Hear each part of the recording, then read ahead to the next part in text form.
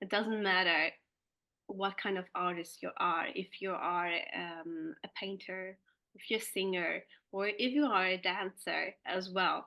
It's so easy to get hooked in our, like, to stay in our mind and to be there and not to just trust ourselves and just follow our instincts and intuition and just to be, because that is a part of being an artist. We are just, like, we just being through it, we're just expressing ourselves, and that's the beauty of it. Welcome to the Spiritual Artist Podcast. This is Chris Miller.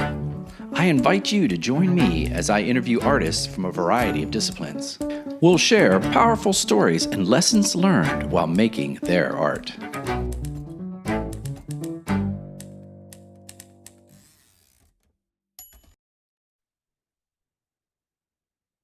Three, two, one. Good day, listeners. This is CJ Miller, your host of the Spiritual Artist Podcast. I am excited for today's guest, as I always am. She reached out to me from Stockholm, Sweden, which is really amazing how we are all interconnected, aren't we?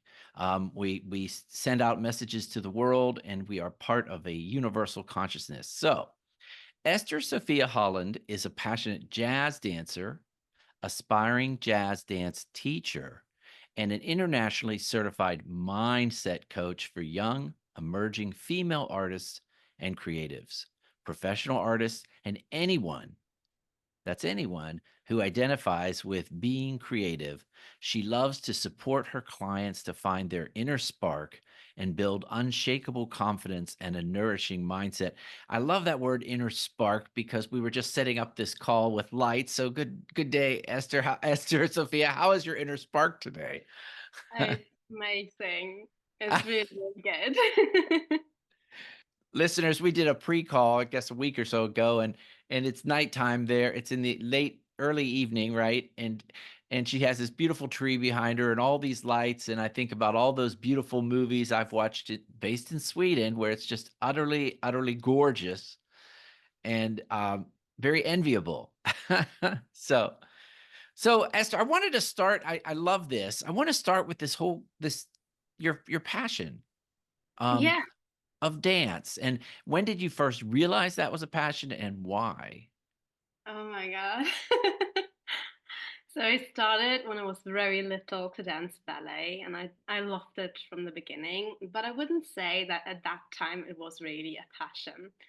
So later on, I stopped with dancing because of school, university, and so on.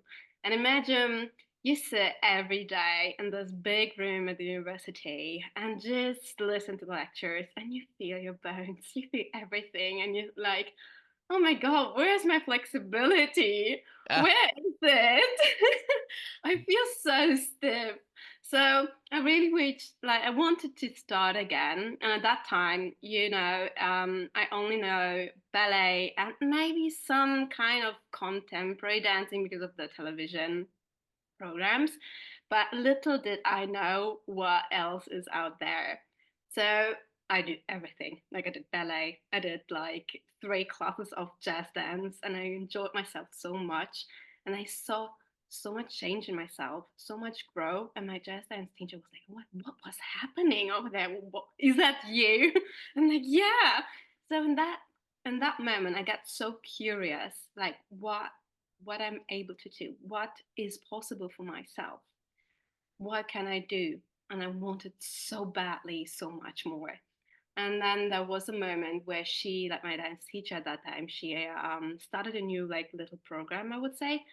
And it's one-on-one coaching. And I never did that before. And it was, hey, me, please. Like, I wanted to do that immediately. And so many things from there on started to develop, and I grew so much. So from that time, I really wanted to do more. Like, this little wish inside me was like, oh, please, could we do more? But I haven't dared to ask because of you get a lot of feedback from the outer world when it comes to wanting more. It's like, it's not just a hobby. You really want to do more. And then you have to be brilliant. You have to be nearly perfect. And everyone is saying the world is so harsh. Maybe it's not for you, and you need to be so good, and the competition is so hard, and so on. So I really put this little dream back in my little box, and I would say I kind of forgot about it a little bit, and then I started with coaching. And through the program, I got my buddy, like my study buddy. She's from France, a lovely, beautiful woman as well. And through our exercise coaching,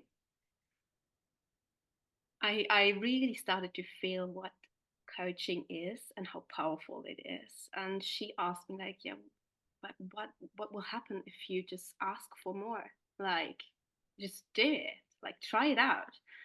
And I had here in Stockholm a mentor, a new jazz dance teacher, and she's amazing. And I really felt safe with her. And I said, okay, oh my God, I will ask her, like, will she see some potential in me? Is there something? And I asked her, like, okay, Maria, like, is there anything, like, do you think it is possible for me to do more? And she's like, absolutely, give me 3 years and I will do an amazing dancer out of you. What do you want? Do you want a professional do you want to become a professional dancer, or what do you really want? And I got so curious and I told her, like, yeah, I would love to teach, because teaching is a passion of mine. I love dancing so much and I want to really um to ignite the inner spark in the next generation, so that the students are really passionate about dancing as well and bring this into the world. And she said, absolutely, now is the right moment. When not now, never. So take this time. So she really, really encouraged me. S- So did you feel do you feel like the fact the action of moving and dancing affected you and how you view life? I mean, because Totally, totally. Because I really love to move all the time. Whenever, for example, I feel so stuck on studying old Greek, because yeah, it's so difficult, because and it's oh great. yeah, it's old and you're not talking, it's just translating. Um, I really needed to escape. I wanted to get my mind free in a state of dancing, in a state of movement, and really you can dive in the music, you can dive in your body and your mind in a perfect, no, not perfect. That is the wrong word, but in a good way. You don't think about anything. It's like you just follow the flow. You're just there. You feel so free or confident, or I don't know. You can just switch in different kind of moods, styles, personalities. And I mean, the best thing about it is you're with yourself, with your creativity and your art, but you can also share it. And the feeling on stage is, I can't describe it with my words. It's amazing, and I don't want to leave it at all. If I'm there to continue for hours, please don't get me off stage. It's absolutely gorgeous and amazing, because you're sharing your art and you see people looking up to you and like, oh, I would like to do that as well, and I would love to dance. So you really inspire others, and that's something I really love about dancing as well. I love to do it for my own, to explore my art and to just express myself, but also to grow inside this and to share it with others, because I know how, yeah, there's a really, really big um, part of healing as well. So it has kind of a healing effect on its, like, on every person when you're doing it. And Okay, so we're gonna unpack that. How how yeah, how how do you mean that? How do you mean it has a healing effect? yeah. So first, of course, you can escape like from your current situation, and if your mind is at peace, you're also gaining different perspective, if that makes any sense.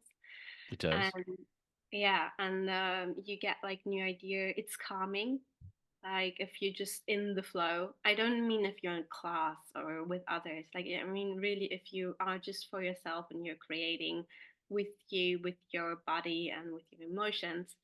It's really grounding and calming, and you feel so fabulous after. It's like, I would say, I would compare it with a spa. I don't know why. It's so refreshing after that you have a certain level of energy to get back into your reality, and much more courage to get in certain situations. And that's for me also that, yeah, that's for me also like has this healing aspect in it. More about maybe recharging, so maybe it's the wrong word that I picked. So what I hear is it's a and it's similar to when I paint. Yeah, I get out of my head and I'm exactly. feeling it and I'm expressing it. And it's physical. It is a dance when you paint. Your body is painting.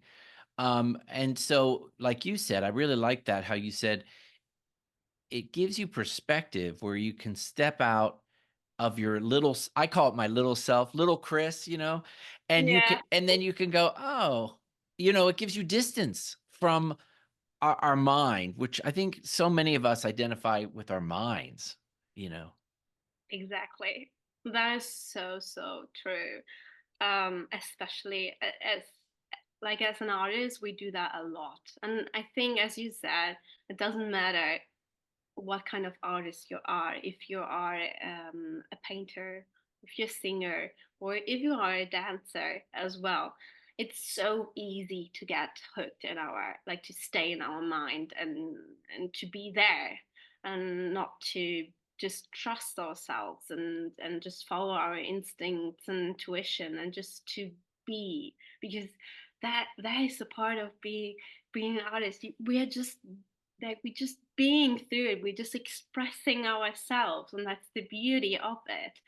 But we have all sort of kinds of inner voices in our head that are arguing so loudly um, that we are stopping ourselves from doing what we really would love to do. Okay, so it sounds like you've taken this and you love it, and do you use it when you said you're a certified mindset coach. Do Yeah. you use that with your clients? Do they dance? Do you incorporate that? You mean dancing and coaching? Yes. I mean, 2 Oh, great tastes, they gotta go together for God's sakes. I Esther haven't. Sophia. I mean, a big, big dream of mine is really to merge being a dance teacher and a coach, and to really be there for my students, like a part of it.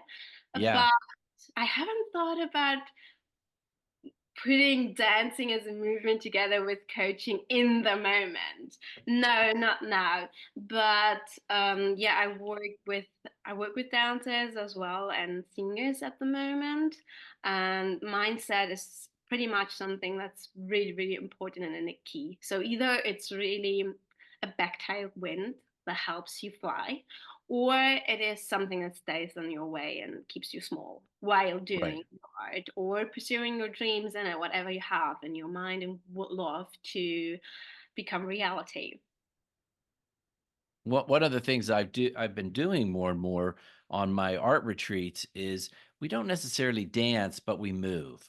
Hmm. And we create what I do is I have them all stand in a line, and there's a leader, and the leader does a motion, and everybody behind them has to follow that leader and do the motion. And Mhm. then they when they walk up to the easel, the leader does a stroke, then he or her goes to the back of the line and the next person goes. But what I found is that if I have an art student that's resistant in their mind to letting go or to being free or to just trying something new, it's funny how when they move their body, suddenly they are able to move the brush differently. Mhm. And so I was just wondering, if that I definitely think that's where you need to take it. You into that place where yes, you can do mindset coaching where you're working on the mind. That's a lifelong process. of It working is. on your mind. But also just putting the mind aside is a way I found it's a way to get around them. Does that make Mhm. sense? Yeah, totally. Yeah, it's a way I find to get away I can get around someone that's resistant, someone that's a control freak or, that is OCD and I'm like, Let's get around it. Let's move a little bit and then let's try to paint, you know?" And so mindset coach, is it a certain package or a certain product or a methodology that you're teaching? I'm doing one-on-one coaching and have a series called Shine, and that don't have like a really big, like certain focus on it because I really tailor the coaching on every single client I have. So some of them are more in, they wish more to be more self confident. Others are really stuck in their mind, for example, being a perfectionist. And that's Uh-huh. the same I have, yeah, yeah, I have a history with that too. So I really know what's going on and try to help them and through holding space and really asking certain powerful questions so they find the answers in themselves and have mind shifts that can really be so, so powerful. But yeah, that's what I'm doing. Now is it that did you say that? I didn't hear it correctly. That is it a certain name of what you're doing, the type of mindset work you're doing? Yeah, I just called my series Shine because I really, really love it. That if you have this inner spark that within yourself, if you bring that one outside into the world, Ah, okay. the thought Uh, behind. okay, so we something I've heard you say a couple times in the conversation so far, and so let's ask you about this. Hmm. You mentioned confidence. Yeah. So how is that? How is confident? Why is confidence important to an artist? And yeah. First of all, it's important to speak about confidence and to really break this picture because a lot of people think, and especially women, I don't know how it's with men, that they have to be bold all the time, that they have to be loud about what they are doing, that they have to have this attitude of I don't care, Yeah. and I don't know, have certain way of go walking through the city, and so on and so on. But that's not what confidence is about. It is about really to know who you are, what your values are, and to stick to that in while you are in the world. So also to accept yourself and stick with yourself and not try to change yourself while you are meeting people or are in conversation with others or while you're doing your art. So really focus on yourself, not trying to copy somebody else, not try to look at other artists and say, oh my God, I wish like they're so amazing. I can't do anything about it. Or that style, I love that so much. I try to copy it. Or I feel so bad because they are there and I'm here. It's more like when we look, for example, at comparison, it is very important to just look at them and take them as an inspiration because oftentimes we compare they like highest best qualities with our lowest, and that's not a fair comparison at all. Like we compare in general, that's okay, but it's more about the feeling and the thought behind it. And oh my God, I need to think about back. Think Come about back what? to No, go back to confidence because no, you've done great. I okay. think I I think that that's really interesting is to when you look at others to appreciate them and what they can teach you, but not get threatened by it or not put yourself down. Exactly. So it's really embodying who you are as a person, what you're Right. standing for, and to really, really take your boundaries with that, communicate that, shine that through your art and how you're acting, how you're feeling, how you're thinking. And be And authentic. I would call it being authentic. exactly. that is the key, and that is being confident. So somebody who's like an introvert, they don't have to speak up loudly. They don't have to change at all who they are. It is they just have to be themselves, and to really be content with that, like with what they are and what they stand for. Yeah, I think that's beautiful. So it's not about changing to be something else. It's about embracing what you are. Yeah, exactly. Did you feel at some point in your life, was this an issue that you walked through yourself with confidence when you were growing up? Did you have a story or situation where you had to work through that yourself? Yeah, a lot. Like I wasn't confident at all, and I was also very harsh to myself. I was a big perfectionist myself, so I wouldn't speak up if I didn't knew exactly 100% the right answer or the right wording. And in dancing as well, I got like really frustrated when I saw different people, like especially when I started with jazz. I saw 15 years old in the same class with me. And they have done the splits. They catch up the choreography so fastly. Or I mean, I was also on social media and I saw the big dancers and I was like, oh my god, that's possible. But I'm not there. Like, can I even do that? So that was a really big thing. And of course I wanted to be like somebody else, especially when I was younger in school. You do that all the time. You wanted to be a part of the cool kids or of the like older looking elegant kind of girls, and be a part of that clique. um, but with time, I knew that I was thinking differently. I was thinking deeper. I was questioning, like the universe a lot. Like, why are we here? And they do what they do because of certain situations that they had maybe at home. So I looked through the facade. It wasn't easy at all, even though I knew what was happening. And I would say it's a really long, like it was a really long story through dancing to not get frustrated and not compare myself with others. Really stick to my journey and really focus on what I was learning and doing. And was what was really helping was to um, really work on my mindset and to give myself love. I know it sounds kind of cliche, and a lot of people think like, "Oh my God, yeah, of course," but no, it is.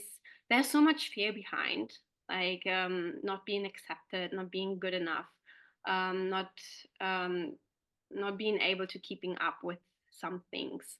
But if you are in your present moment and you really give yourself love and compassion, and you're content with what you're doing at the moment, and that um, and you're focusing on that in every situation and being open to learn, like just like go back out of your body and just like, okay, what was happening here, like getting curious, like also play with it, like getting putting a bit of joy in it. Then okay, good. So what was it? And how can I change it? Or if you don't know, just take your teacher, somebody who sees you. Say like, can you tell me that again? Or can you show me that a bit slower? Like, I haven't catched it quite. And then you just staying calm, because I think like groundedness and openness is really one of the key factors. Not getting too fast into the emotions that kept you. Like being inside yourself, so you can think and see things very clearly. And oh my god. So uh, is it about you you mentioned this that you step back a little bit yeah, and you exactly. watched yourself. Yeah. What I'm curious, do you remember what made you do that? Why are some of us self-aware? And Mm. others, you see others just go, they're not. And I just wonder why some of us choose to look out and go, you know? And did you think you got that from the dance itself? From dancing? Or No, no? that was coaching because before I wasn't able. I was getting so frustrated. Also, when I trained at home, I wanted to work on my turns, and I got so angry with myself. It's like, why can't you do that? I know you can, but why isn't it working right now? And you get on your anger, and things turn bad, more like they're more worse than ever. Yeah. You're like you because you're not you have this big emotion in yourself. You're getting impatient with yourself as well. So unfocused and unrelaxed, and you just have this tightness in yourself. So I just observed myself through it. Then I observed, okay, good. It's not helping me if I getting into my anger so much. So I'm accepting it, but I'm releasing it as releasing the emotion as well, and tapping into love and say, okay, what would be loving for myself right now? What would help me? And then was okay. I need to be calm, like to really breathe, not think at all, like make my mind free of it, and just look what my body is doing. Like, okay, maybe my weight wasn't on the right leg, or maybe I haven't shifted it, or I haven't seen properly what my teacher is telling me because I was so caught in just little and this little detail that I wanted to fix. Well, it's just a little example, but this trust and is very very important, and sometimes it's good to not think about things Oh, and to yeah. follow your body and your instincts, because your body has a different memory Mhm. than your mind itself. And yeah, but I think the total key, because you said like some people are aware and some are not, is the curiosity, like to just play with situations. And if you not feel confident to do that in class or with the teacher, you can do that at home as well. Like to just give yourself time and just see, um, okay, what is happening if I'm doing a 5 minute break, for example, and not trying it all over again until I'm so tired I can't anymore. What is happening if I'm like changing my emotions? What is happening when I'm just breathing? What is happening with my body if I move a bit differently, just to feel my muscles and to see what's happening over there? So I think curiosity is something that is like it's a really, really big key that is helping, not only in the art itself, but also to gain the awareness and to see different perspectives and different angles. And I think it doesn't matter if you are a person who's really, really aware of it, because then things just come more faster, or if you are not aware, because that's a journey. You have to tap in and just to act. It's like an exercise with everything else.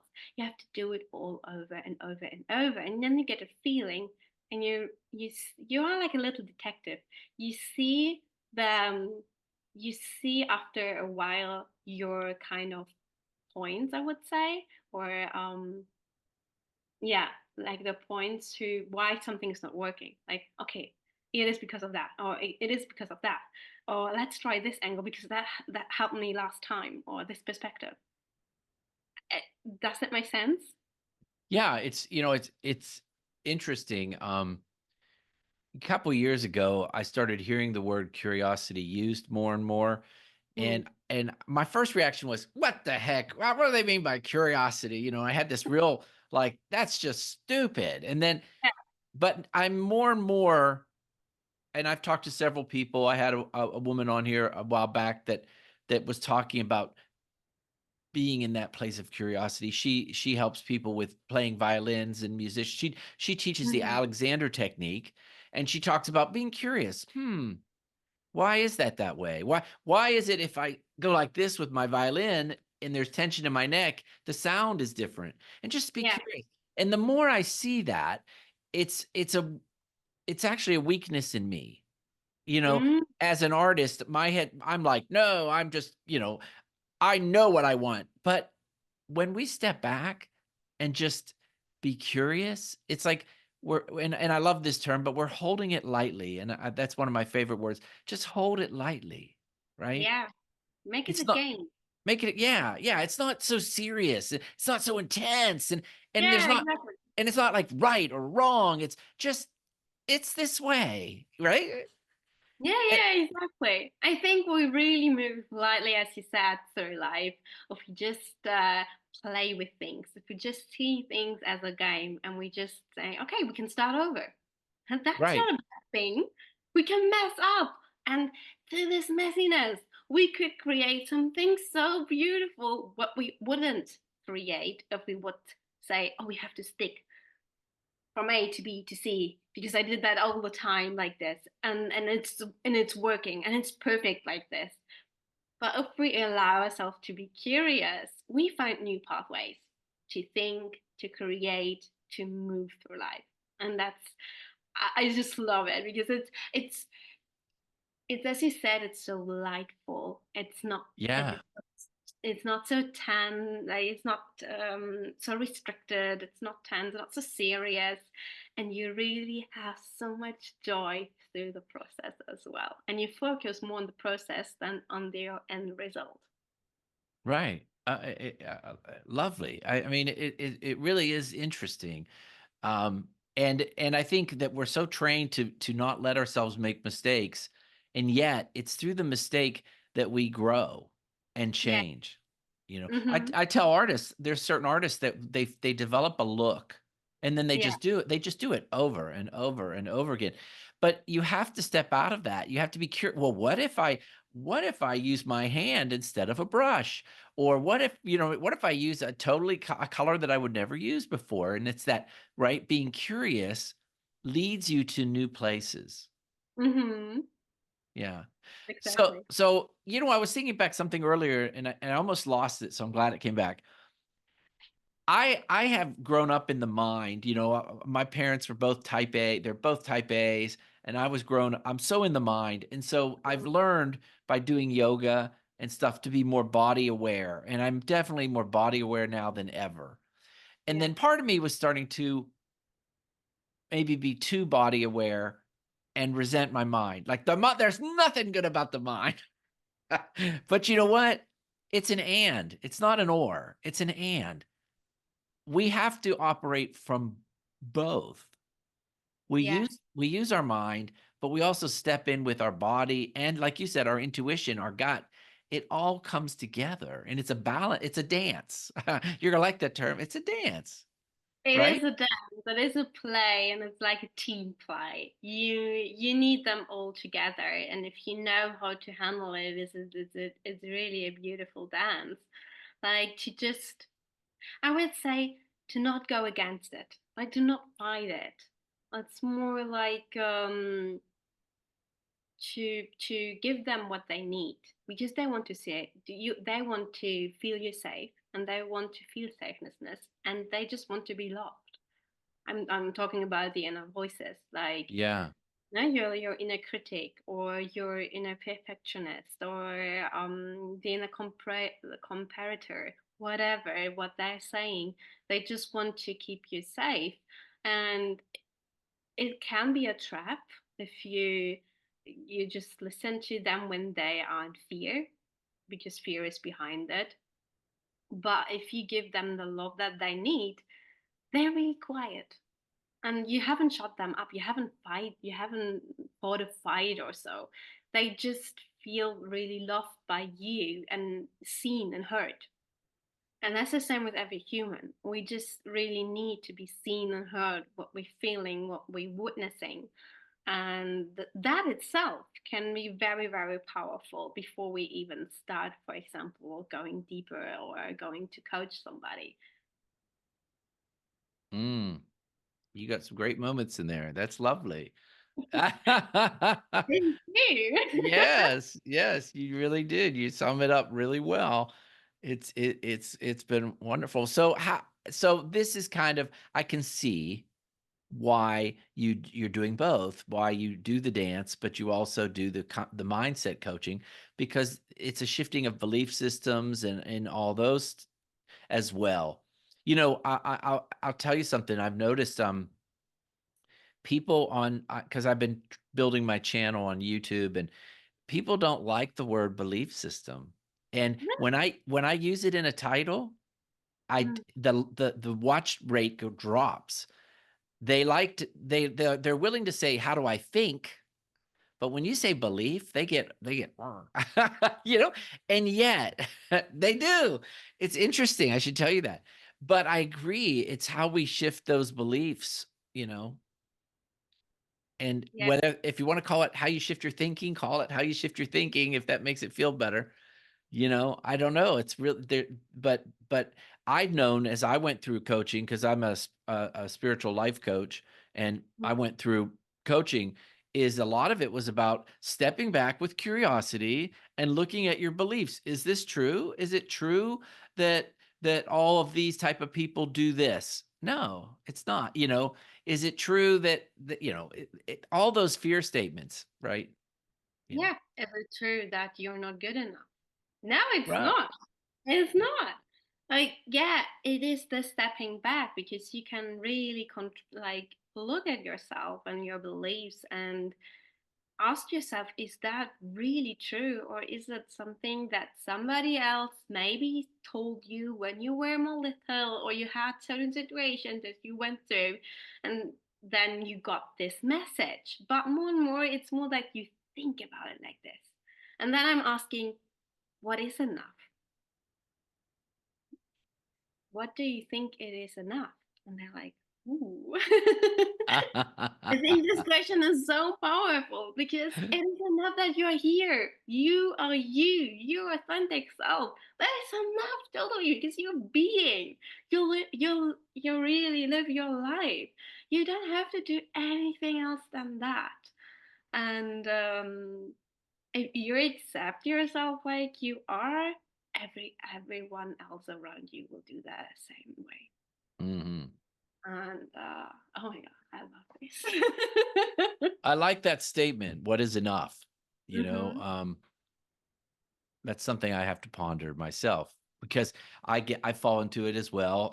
Over the holidays, I got my watch rate went down in December, and my husband was like, "Well, what's the point? You're doing retreats, everything's going well." But and it's we have these like things on our mind. Well, I have to have this many people watching me or whatever, right? And it's what is enough, right? What is enough? Mhm. And for me, being present with people, this conversation, taking 10 people on a workshop and really engaging in them, that's enough. And it's wonderful, you know? Mhm. So Exactly. this has been a great conversation. I've really, really enjoyed it, Esther Sophia. And is there anything else that you want to add in there into the conversation that you want to remind the listener about? You've said some great things. What is Think enough? Esther Sophia's going, what is enough, Chris? I've said, no, there's nothing else that I would like to add or say. I'm just very, very grateful for this conversation with you because I really enjoyed it so much. it has been, thank you. It has been great. And I'm waiting to hear back from you in a year or so. Or when you say, guess what? I'm incorporating dance and therapy in the same session. Oh my God, that would be amazing. Hey, That you know what? I'll tell you what. I have a good predictor. I said to one of my interviewers, I said, I see a book coming. And a year later, she goes, I wrote a book. no way. Yes, yes. So I see this growing though. And you know what I have found out too is that's why I do painting and spiritual lessons.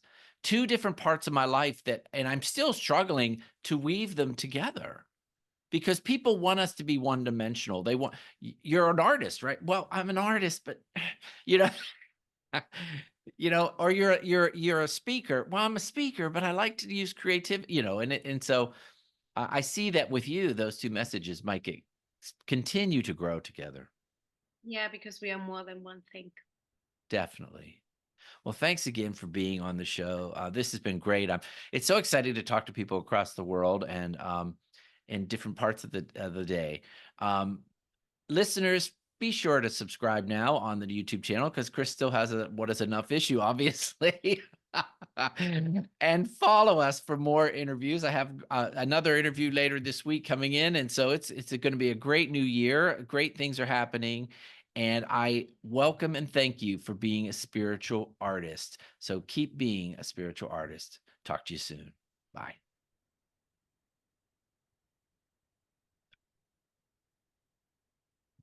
They moved my. Thanks again for listening to the Spiritual Artist Podcast. Whether you're watching this show on Apple Podcasts, Spotify, Google Play, or iHeartRadio, make sure you choose the subscribe button so that you will receive updates when new segments are released.